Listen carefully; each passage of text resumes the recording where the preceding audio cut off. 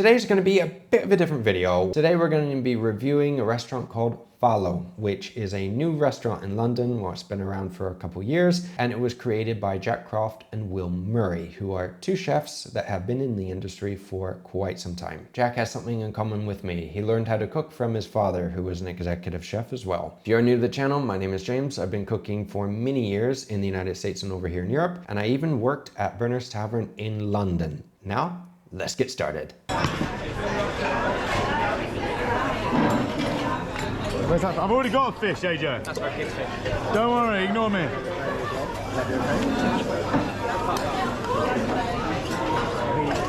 Pretty cool seeing it from this angle. It brings back a lot of memories too. So what we are seeing right now is the chef who is currently working, either the sous chef or I think is actually one of the owners, expedite the tickets. Meaning which plates go where and to what tables. And he's also telling the kitchen on which orders to make. Everyone in the kitchen has a position. Anyone who's on the pass gets to tell the kitchen on what orders to make and what orders to send.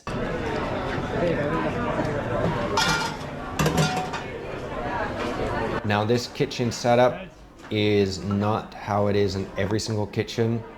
In the kitchen that I worked in London at Berners Tavern, we actually had the mise en place kitchen downstairs, which is the work kitchen, and the show kitchen upstairs.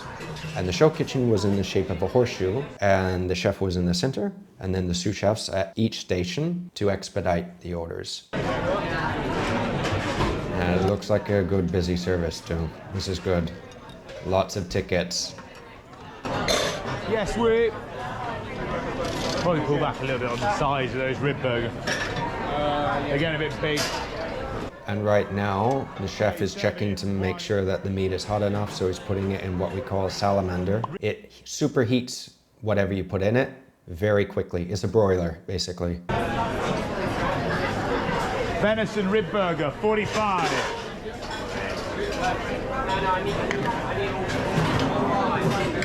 And the most important tool in the kitchen is the chef's spoon. We use that for everything. When I was in London, if you could steal the chef's spoon without him knowing, it was an achievement. And I stole it a few times. The head chef was always asking, "Where's my bloody spoon? I can't find my effing spoon. Service." 3. Yes, chef.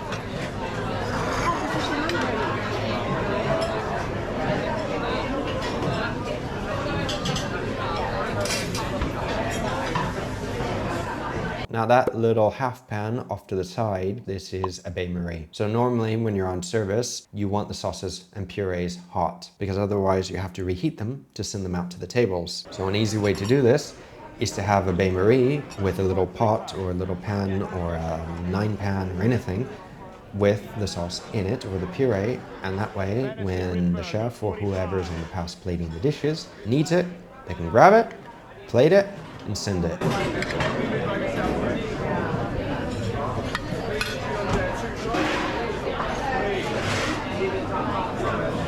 So far, I see that service is operating very smoothly. No yelling, everything's very organized. I don't hear a lot of screaming in the background of people being nervous. So far, very good. You're walking around like you're fucking buying a new pair of trousers. Sorry, Chef. Oh, am I here to work? Come on!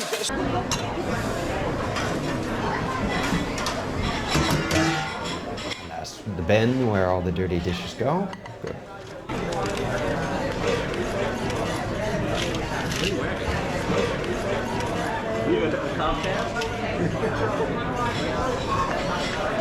This is another habit that a lot of chefs pick up, especially in busy places. If at any time you don't either have anything to do or your station is a little messy, you wipe down. Just form a habit. I still have the habit and it's a little hard to get rid of.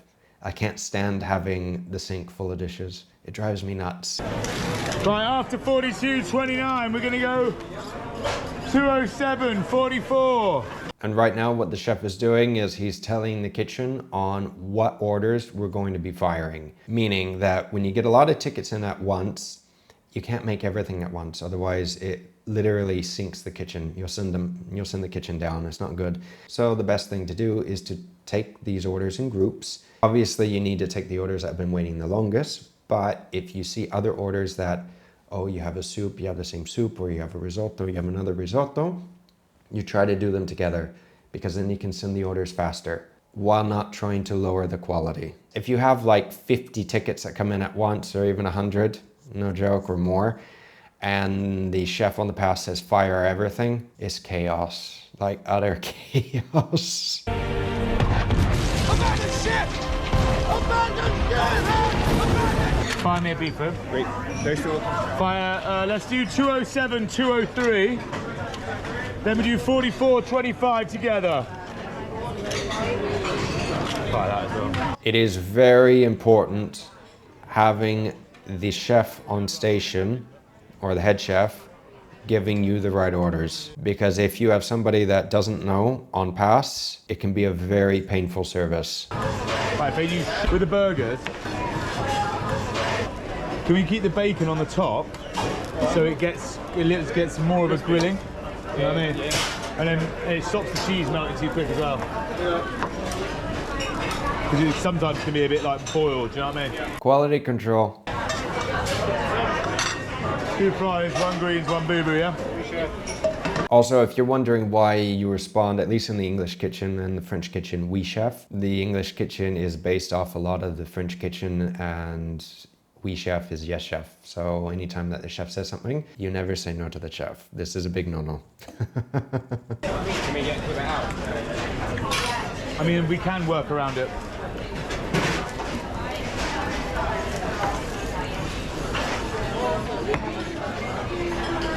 Also, for everybody that's not used to kitchen life or has never worked in a kitchen, all these little pans that you see, the stainless steel pans, the little ones, they're called 9 pans. Why are they called 9 pans? Because you can fit 9 of these in a gastro, which is a full-size pan. These are very, very handy. And normally in the kitchen, I used to get to work a little bit early in London to try to collect as many of these as I could and hide them because I needed them for my station. We didn't have enough. You can never have enough. You put everything you need in them. You can organize everything. It makes life so much easier.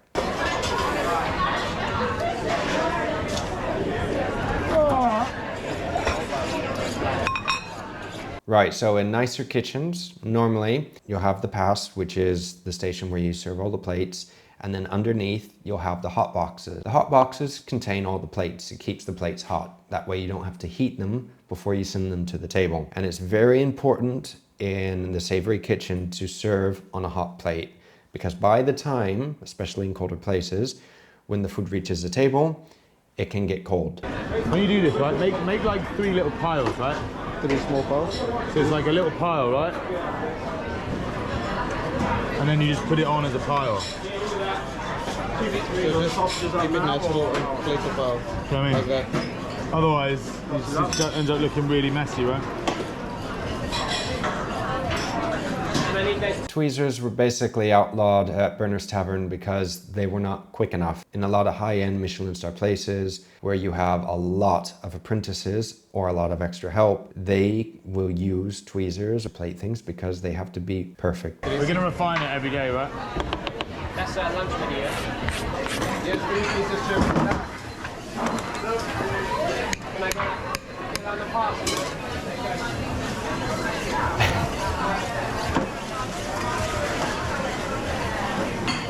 Anytime that you have any purees, any sauces or anything in your gastros, in your 9 pans, you need to wipe them down, especially like this on the side, or even with mayonnaise. Why? Because if you just leave it, after a while, the sauce or the puree that's on the side of the container will start to dry out. And you don't want that mixed with the rest of the puree or the sauce or whatever you're using. David!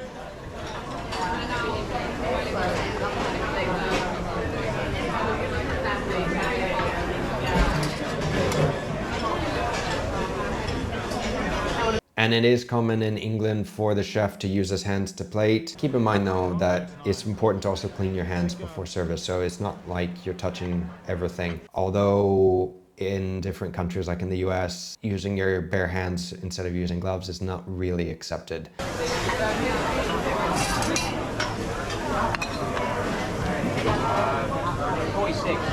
Are you called this one, Jen? Are you called And it is very common in the kitchen to also snack as you work. It's not a good habit, but since normally we never get time to sit down to eat, this is what happens.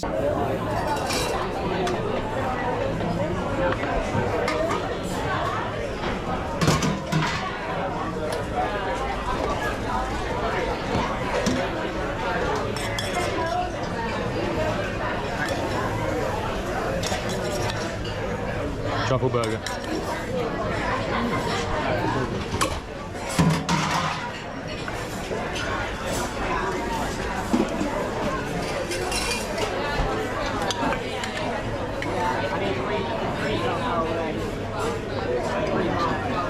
In England, we like to use a lot of vegetables, especially greens. So anytime that you have any garnish like this, broccolini, or if you have any purees as well, green purees, you have to be a little careful not to keep them too hot for too long. Otherwise, they go brown on you. One day, when I was working in London, I had just come back from 2 days off and I was starting dinner service. Almost no prep was done in the morning and I was a little screwed. I made a list of all the things I needed and there was one thing that I had on my station at the time, a green broccoli puree. I had enough for service, but what happened? The entire amount that I had was left out during lunch service and it had turned a little brown. It wasn't bad, it wasn't rancid, I tasted it, it was fine. I asked the chefs to taste, the sous chefs as well, it was okay. About 5 hours later, around 10 o'clock more or less, during dinner service, a busy dinner service. And the chef at the time on the pass got a little angry. So I had 5 minutes, he gave me 5 minutes to fix the effing puree. What do you do when you have to make broccoli puree or fix something in less than 5 minutes? I ran downstairs to the mise en place kitchen. I ran right into pastry. I grabbed their color dyes and I looked for the color green that was the most natural looking. I added a couple drops, mixy. It looked okay. I added a few more, better. Okay, it was like the perfect color green. I ran back upstairs and he was so happy with the color that he stopped service. He stopped everyone cooking in the kitchen and he said, "This is how I want the broccoli puree to look. From now on, I want this effing color. This is the best color I've ever seen." And he didn't know what I did. He thought I made new broccoli puree. And it's like you have like less than 3 minutes to make a puree, which takes more than 3 minutes to make. It's not gonna happen. The next day when I made new broccoli puree, he asked me like, "Well, what happened, James? Isn't it the same color like that night? It was perfect." And I said, "Well, it was a different type of broccoli." Sometimes you do have to wing it during service. They always called me the cowboy. Sometimes you have to do what you have to do because they won't take it off service, will they? You could just 86 the puree, 86 edition. No. Okay, well, fine.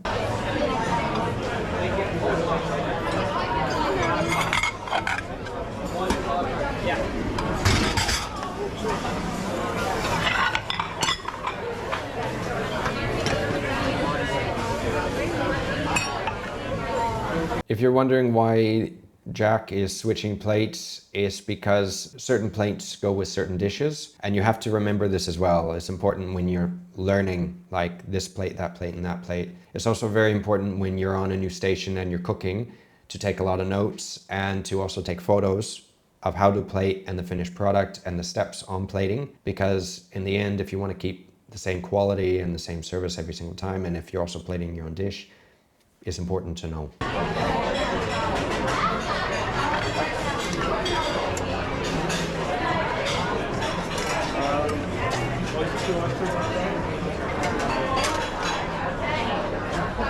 He's checking the fish, and if the fish isn't hot enough, you just want to flash it, meaning you either stick it in the oven super quickly or in the salamander, just to get it hot, not to cook it, just to superheat it. The client should never get cold food unless it's meant to be cold. Yeah, I kind of my keyboard, for example. Well, I don't know. Looks like cod. Wait.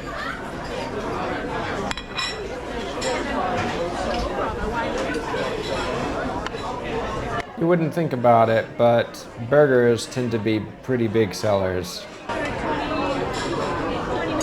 The first day that I did my little test cooking, I was brought into Chef Phil's office, our executive chef. We were talking about the job, but long story short, I asked him what's the most popular thing on the menu, and he said the burger is the most popular thing on the menu. And I asked if they were going to try to get a Michelin star, and he said that they would love to get one. It would be good for them to get one, but he's not taking the burger off the bloody menu. It makes too much effing money. They do make quite a bit of money, and when I was working there, we used to have a tasty burger.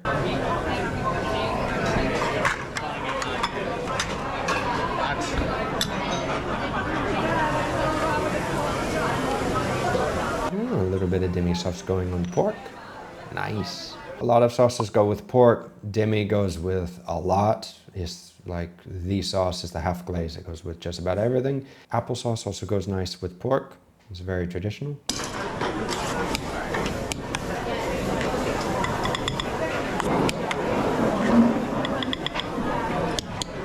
If you're wondering what he's making, it's called a crochet. It's like a one-handed quenelle. Normally when you make a quenelle, you need 2 spoons. You take out a little bit of the puree or whatever you're gonna make it out of, and you scrape them, and you have like a 3-sided triangle.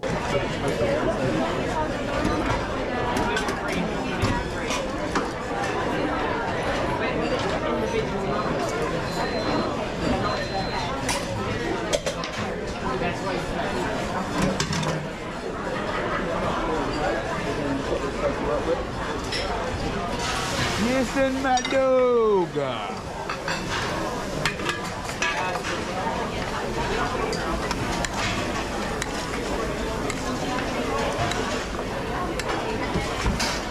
I love these open kitchens because it's super easy to see what's going on inside in the kitchen. This has been a very good service. Everyone knows what to do. Everyone is doing what they should be doing.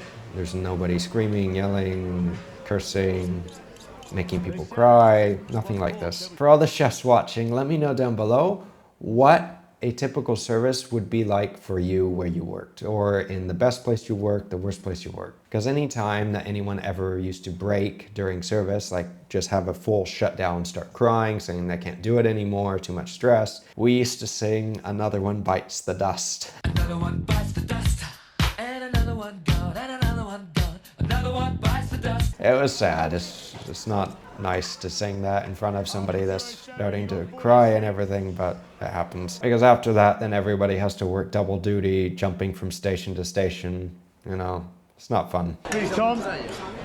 Fish sauce, Tom.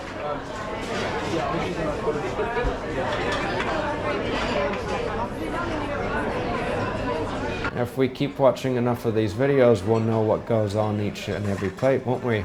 I'll be able to plate some of these dishes myself.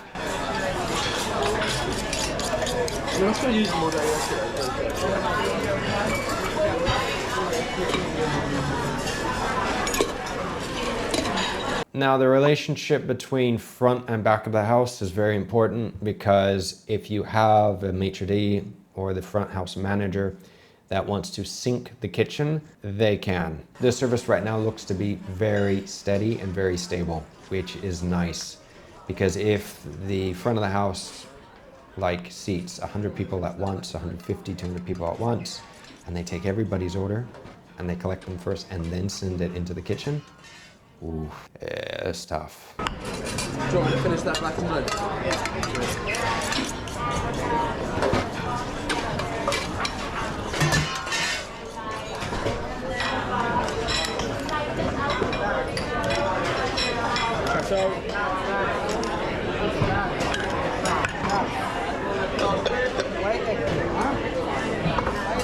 Are you hungry now? Why hungry? Why like?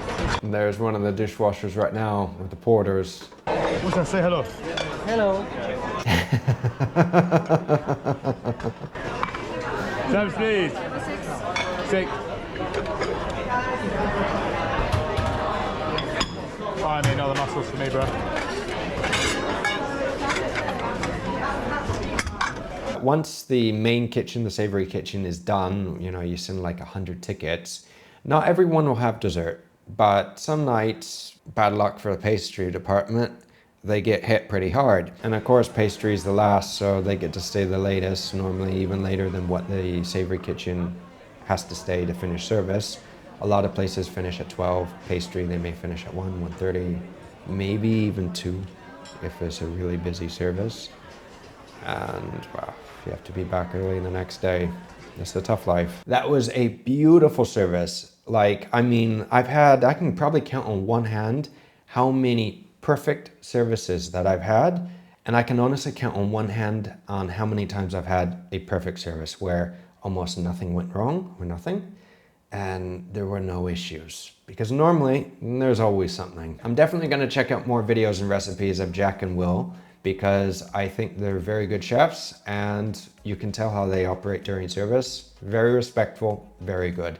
And if I'm ever in London, I will be sure to stop by and say hi, because I would like to meet the guys. Let me know your thoughts down below, everyone, on what you thought of this video. It was a little bit of a different video. Hopefully I helped explain a few things that you don't know what's going on in the kitchen. If you like this, maybe we'll do another one to see if there are any other little things that I can explain that didn't happen during the service, because there's always something. And if you did happen to enjoy it, don't forget to hit the like button. But most importantly, if you aren't subscribed and you watch the videos or my videos, be sure to hit the subscribe button and the bell notification. It doesn't cost you anything, it's free, and it means a lot to me, and I greatly appreciate it. Don't forget to check out this next video coming up here, and I will see you all again very soon. Until then, take care.